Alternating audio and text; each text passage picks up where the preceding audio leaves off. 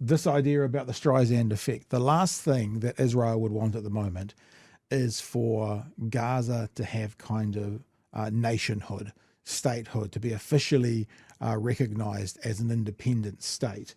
And because of what's going on, more and more and more and more countries are about to literally do that. Canada is the latest nation to say it'll recognise a Palestinian state at the UN in September, following the UK and France. The pledge rests on the Palestinian Authority, which governs the occupied West Bank, vowing to demilitarise and hold elections next year without Hamas involved. It came as a group of Arab nations for the first time called for Hamas to disarm and surrender control of occupied Gaza.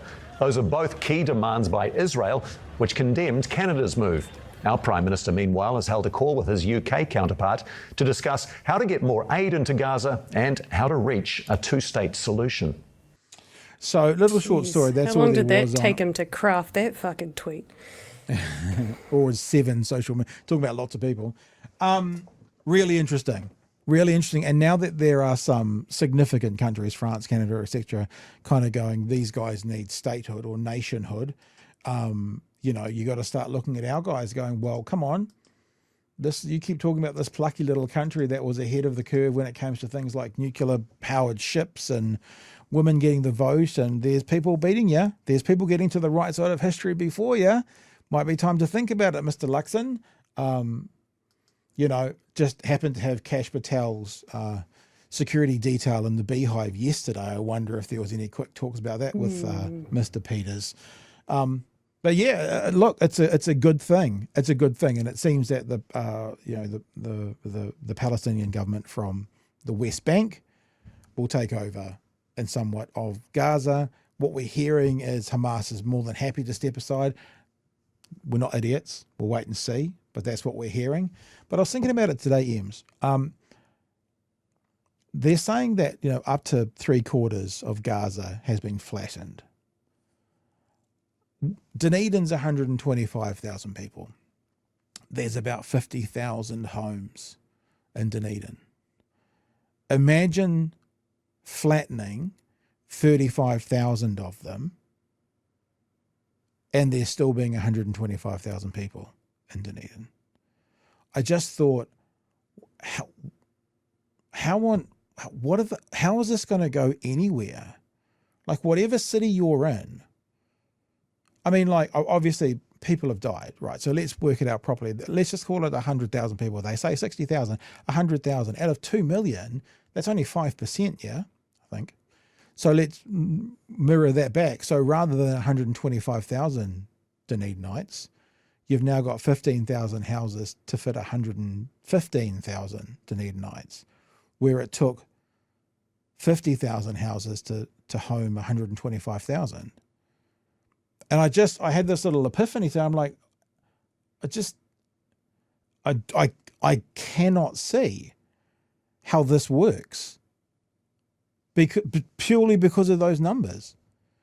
And, you know, when we take these aerial tours, I'll get one up in a sec, and everything's flattened. If a building takes 2, 3, 4 years to build,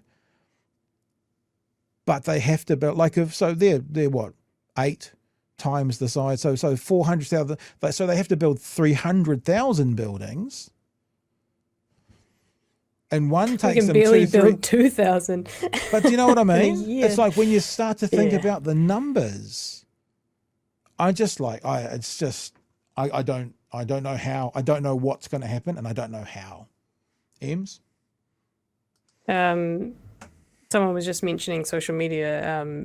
I saw recently on YouTube, I had quite a few Palestinians who have made YouTube content starting to pop up on my feed, which is great because I have had hardly any stuff until now, actually, which just proves the point that the narrative is finally changing and people are no longer suppressing it, but actually acknowledging it. And now we're actually saying, yeah, it's a genocide. It took us, 2 years to do that, and it's not that hard to see, but it's pretty obvious now.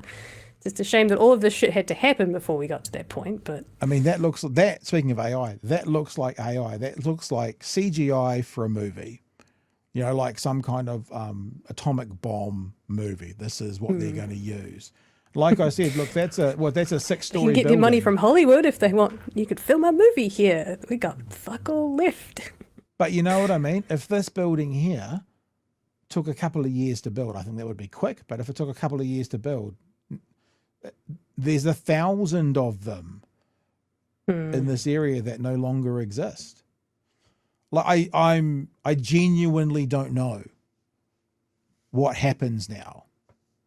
Like I heard that same fucking revolting person on Piers Morgan, the ambassador, talking about, well, you know, the Gazan people should leave.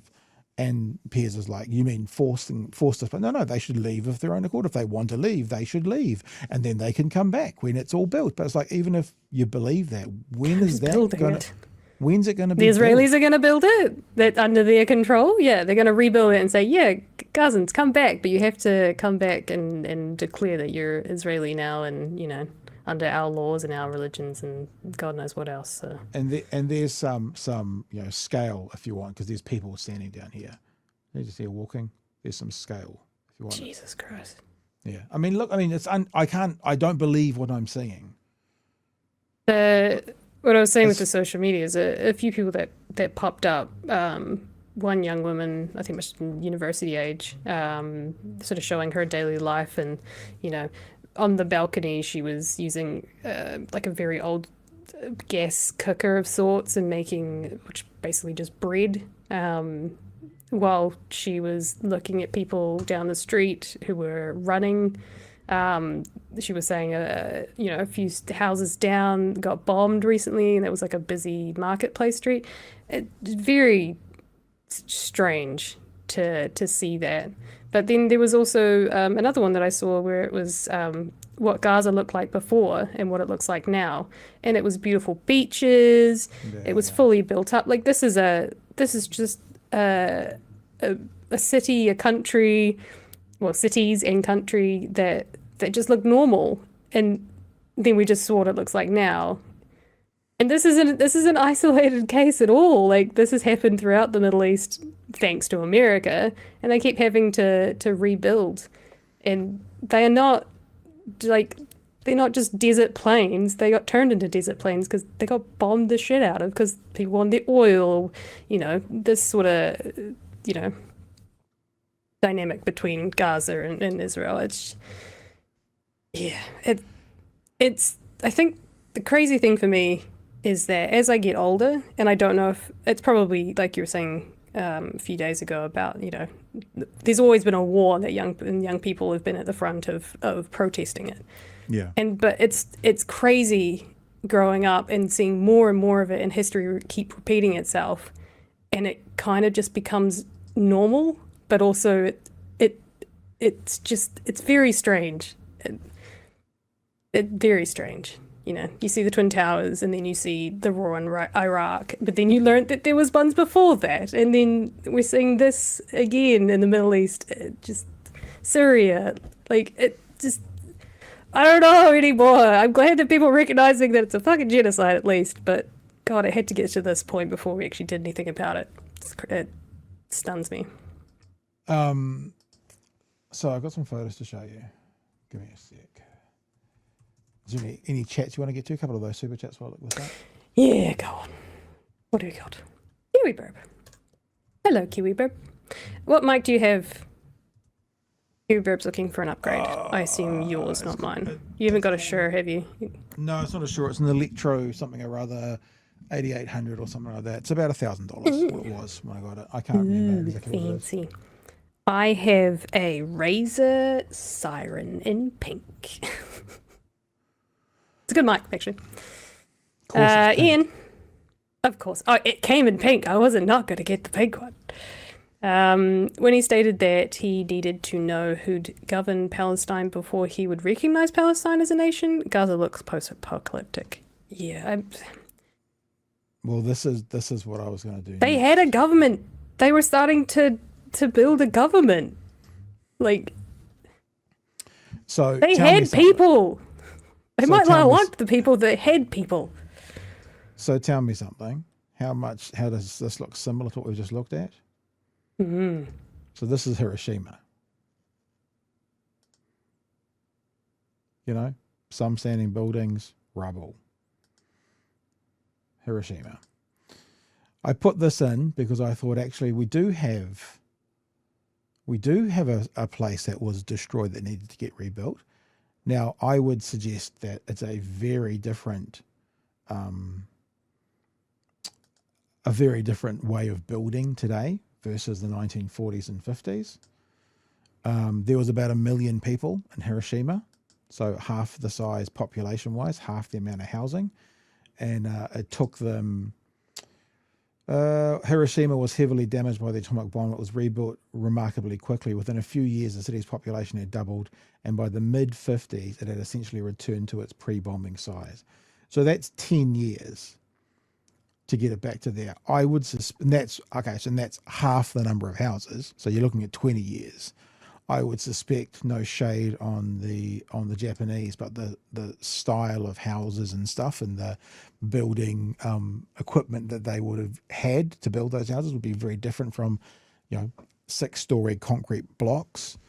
But an example we can look to, which probably is a lot easier to build the building material than today, was 20 years for the same number of people to build back. And I can't imagine it would only be 20 years. And that was probably also, the Americans did get in at the end of the war and just went hell for leather fixing stuff. Like it was them. So then you got to also go, well, is Israel then going to get in there hell for leather fixing stuff? Doubt that. You also have to remember that it's the entirety of the area, not just one city. And Japan still had all of its population to come in and rebuild that. Gaza just doesn't have the people, and it won't have the resources either. Like the whole thing's just gone.